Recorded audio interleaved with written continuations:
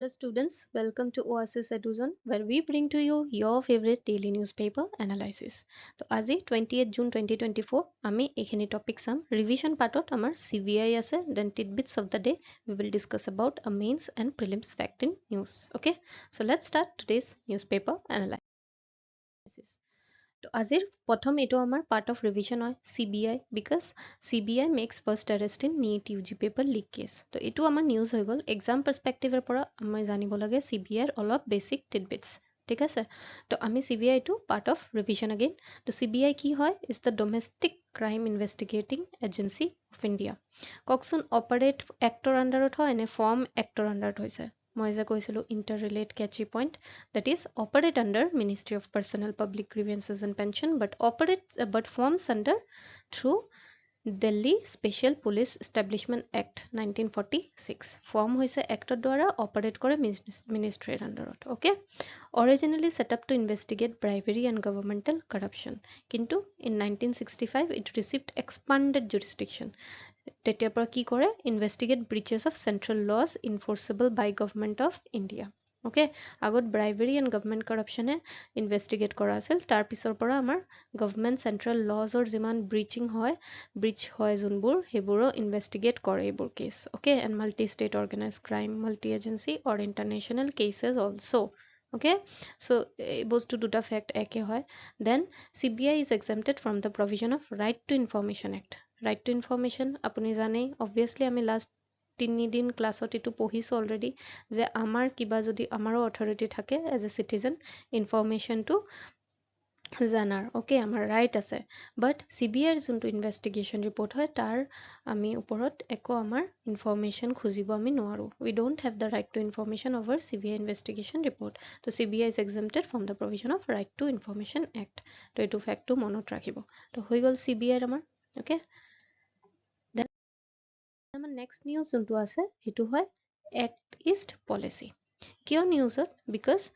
to make the northeast a strategic gateway under its Act East policy, government has increased its allocation for the region's development by more than 4 times over the last 10 years. তো আমাৰ northeast development দৰকাৰ হয় specifically for this Act East policy also হয় না নহয় তো এইটোৱে আমাৰ আজি প্ৰেসিডেন্টে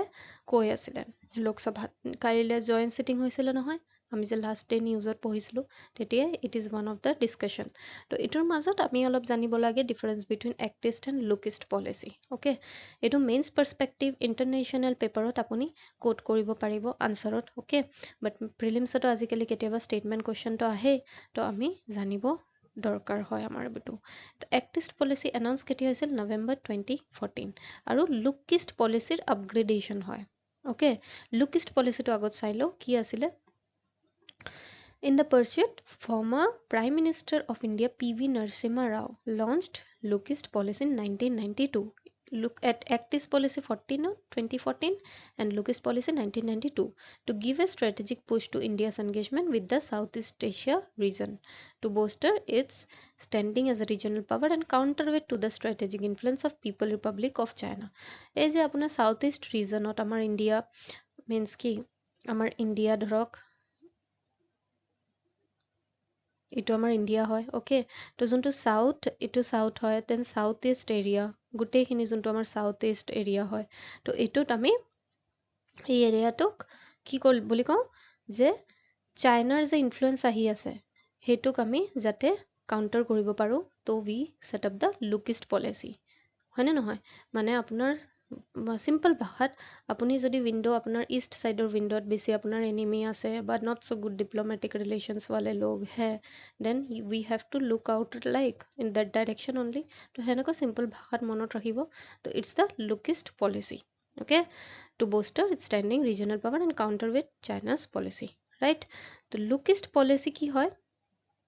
লুক ইষ্ট পলিচিত আপোনাৰ ফোকাস কৰে কি association of south eastern Asian nation Asian countries নিউজত যেতিয়া আহিব আমি আকৌ ইটোৰ বিষয়ত বেলেগকে জানিম ওকে তো এতিয়া মন দিব যে look East policy focused on Asian countries plus economic integration okay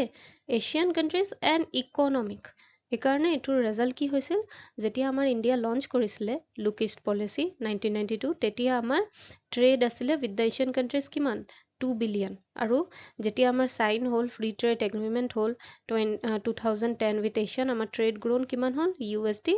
72 billion 17-18 তো কিমান ট্ৰেড আমাৰ বাঢ়ি গল তো লুকিষ্ট পলিসি এনেকুৱা policy are also helpful not only from international relation perspective but economically also okay তো এতিয়া হৈ গল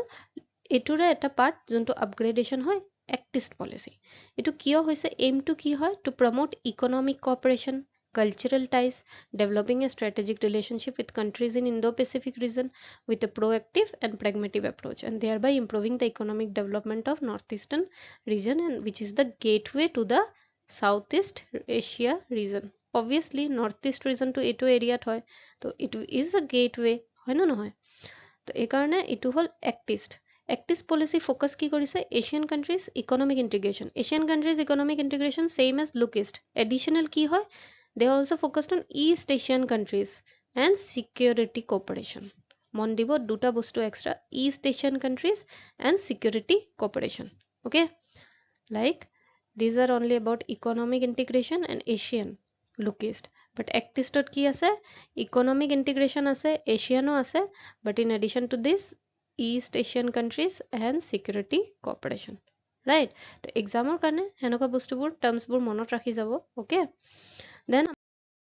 আমাৰ ইনিশিয়েটিভ কি হৈছে ইনক্ৰিজ কৰাৰ বাবে তো এক্টিষ্ট পলিচিত জেনেৰেলি আমাৰ prime minister of India highlight কৰিছে 4C culture commerce connectivity capacity building আপুনি এইটো ডাইৰেক্টলি মেইনছত যদি আনসাৰত লিখে you will get some good marks হয় না নহয় and security is an important dimension of India's activist policy অলপ আগত কলো যে then in the context of growing Chinese assertiveness in South China Sea the Indian Ocean security for freedom of navigation and India's own role in the Indian Ocean is a key feature of activist policy obviously to China influence bahi ase South China Sea Indian Ocean to bahi ase to amar etu role play koriboi lagibo through activist policy আৰু কি কি initiative লোৱা গৈছে connectivity এবোৰ মই পিকচাৰত অলপ দি দিছো যে কি কি ইনিশিয়েটিভ আপুনি এবাৰ পজ কৰি ভিডিওটো পঢ়ি ল'ব স্ক্ৰিনশ্বট লৈ ল'ব অথবা যাতে জুম কৰি আপোনালোকে অলপ আইডিয়াৰ কাৰণে নট লাইক ৰাট্টা মাৰিব লাগিব হেনেকুৱা কথা নহয় যে মুখস্থ কৰিব লাগিব এটা দুটা এক্সাম্পল এক্সামত কোট কৰিলে হ'ল মেইনছত আজি নিউজ পেপাৰ আৰ্টিকলত অলপ মেইনছ বেসড বেছি আহিছে so we have focused in that way only okay তো আমাৰ ইনিশিয়েটিভ কি কি লোৱা হৈছে Agartala Akhaura rail link between India and Bangladesh intermodal transport linkage and inland waterways through Bangladesh ঠিক আছে এটো মনত দিব Agartala Akhaura rail India and Bangladeshৰ মাজত then Kaladan multi modal transit transport project and trilateral highway project connecting northeast with Myanmar and Thailand মন দিব Kaladan Myanmar and Thailandৰ লগত আগৰতলা আখৰা India and Bangladesh then under India Japan activist forum projects such as আপোনাৰ road bridges and modernization of hydroelectric power project have been undertaken to ibur kisuman initiatives are baki yate dia ase okay then our next news hol floods in Assam actually newsot ki ase je amar union home minister Amit Shah koise je recently amar decision eta loa hoise je to create 50 large pond to mitigate the problem of floods in Assam তো এটোৰে মাধ্যমে scientist এক্সপাৰ্টে কৈছে যে এটো ইমান ভাল decision নহব এটো আমাৰ বহুত ইম্প্যাক্টস হ'ব কি ইম্প্যাক্টস হ'ব এটো আপুনি মেইনছত যেতিয়া আসাম ফ্লাডছৰ কোৱেশ্চন আহিব not only for APSC but UPSC also ফ্লাডৰ যেতিয়া কোৱেশ্চন আহিব Assam base North East India তেতিয়া আপুনি তো লিখিব পাৰিব কি হয় Brahmaputra basin in Assam is a very narrow and densely populated ঠিক আছে তো যেতিয়া আমি লাৰ্জ পন্ড বনাম তো বহুত মানুহৰ পপুলেশনটো ডিসপ্লেসমেন্ট কৰিব লগা হ'ব তো হিয়তক আমি কোত সেটেলমেন্ট দিম কোত হিয়তক জাগা দিম অলৰেডি ডেন্সলি পপুলেটেড তো এটো এটা কোৱেশ্চন ৰেজ হয় ওকে তো এটো আপুনি এতিয়া পন্ডৰ আহিছে এই কাৰণে মই ইয়াতে ৰিজনটো হিবোৰ সাইন্টিস্টে দিয়া আছে নিউজ পেপাৰতে আজি দিয়া আছে but you can also write this point in the flood challenges as challenges পাৰ্টো আপুনি এটো লিখিব পাৰিব এই পাঁচটা পইণ্ট ওকে তো সেকেন্ড কি হল আন্ডাৰগ্ৰাউণ্ড ওয়াটাৰ টেবলটো বহুত হাই হয় ঠিক আছে and one can find water after digging only 3 to 4 feet তো ইটোৰ কাৰণে ক্ৰিয়েট কি হয় ইস্যু অফ ডিগিং লাৰ্জ পন্ড এতিয়া আমাৰ obviously লাৰ্জ পন্ড ডিগ কৰিব লাগিব আৰু এটো such circumstances কি হয় width of the pond will have to be very large তো যিমান বেছি লাৰ্জ হ'ব হেতুটো লাৰ্জ পপুলেশন ডিসপ্লেসমেন্ট বহুত আৰু অসুবিধা ক্ৰিয়েট কৰিব হয় না নহয় তো পন্ডটো এজ এ ক্ৰিয়েট কৰিলে সব ফ্লাড প্লেন ঠিক হৈ যাব আমাৰ ফ্লাড ঠিক হ'ব হেতু কথা নহয় আৰু কি হয় ব্ৰহ্মপুত্ৰ ট্ৰিবিউটাৰিজ আমাৰ like the tributaries of Brahmaputra also cause flood. আমি জানো যে বহুত কেইটা tributaries আছে ব্ৰহ্মপুত্ৰ river যোনটোৱে flood আপোনাৰ create কৰে. তো creating pond only to shift the water of Brahmaputra will not solve the problem and something will have to be done about the tributaries. Because আমি যদি ভাবো যে আজি আমি এটা pond বনাই লওঁ যে এনেকুৱা pond যাতে ব্ৰহ্মপুত্ৰ river waterটো ইয়াতে আমি save কৰিব পাৰো, which is okay, theoretically okay, but tributaries পৰাও তো আহে, tributaries আমি বোৰ ক'ত থম পানীবোৰ, হয় না নহয়? তো সেইবোৰ ক্ষেত্ৰবোৰ আমি অলপ চাব লাগিব. দেন sedimentation obviously এই যে আমাৰ গছ ডাঙৰ ডাঙৰ পহি যায়, তাৰপিছত নাইবাৰিং ষ্টেটৰ পৰা ৰিভাৰ যিমান আমাৰ আহে ট্ৰিবিউটাৰী পাৰ্ট, ঠিক আছে, বহুত ছেডিমেণ্টছ থাকে তাতে. তাৰপিছত মই যে কৈছিলোঁ যোৱা লাষ্ট ক্লাছত এটা নিউজ পেপাৰত যে ড্ৰেজিং কৰিব লগা হয়, সেই যে বোকা ছেডিমেণ্টছ গোটেইখিনি আমি মেচিনৰ পৰা ওলাব লাগে for the control, okay, mitigation of flood. তো সেইবোৰ বস্তু ছেডিমেণ্ট যোনটো আপোনাৰ ৱাটাৰ কেৰিং কেপাচিটিটো ব্ৰহ্মপুত্ৰৰ কমাই দিয়ে, সেই ছেডিমেণ্টছটো জমা হৈ হয় নে নহয়? তো সেইটোৰ পৰা ৰেজাল্টেড ইন ফ্লাডছ এণ্ড ইৰ'জন. তো অকল আপোনাৰ পণ্ডছ কৰিলে, পণ্ডছ বনালেই নহ'ব, বিকজ পণ্ডছ তেতিয়া আমি বনাম যেতিয়া ফ্লাড ব্ৰহ্মপুত্ৰৰ পৰা পানীটো আহিব. এনেও ব্ৰহ্মপুত্ৰৰ ফ্ল'টো কেতিয়াবা একদম ষ্টেগনেণ্ট টাইপ হৈ যায়, কিয়? Due to sedimentation. তো এইকাৰণে building pond is not only the solution, okay. তাৰপিছত আমাৰ নেচাৰেল ৱাটাৰ বডিজ যোনটো আছে সেইটো ভৰ্তি হৈ যায় মানুহৰ দ্বাৰা, বা বহুতে এনক্ৰ'চমেণ্ট কৰে ইলিগেল, হয় নে নহয়? তো গভমেণ্ট শুড ট্ৰাই টু কি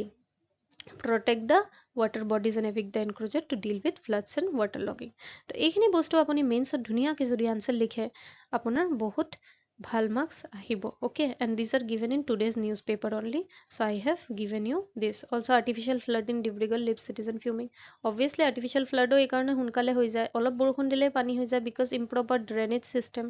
then এইবোৰ বস্তু হৈ থাকে, অলপ water carrying capacity ব্ৰহ্মপুত্ৰ কমি গৈছে sedimentation বাবে, তো obviously পানীটো overflow হৈয়ে থাকিব. তো তেনেকুৱা অলপ বস্তুবোৰ interrelate হৈ যায়, and you can write it in a mains answer beautifully, okay.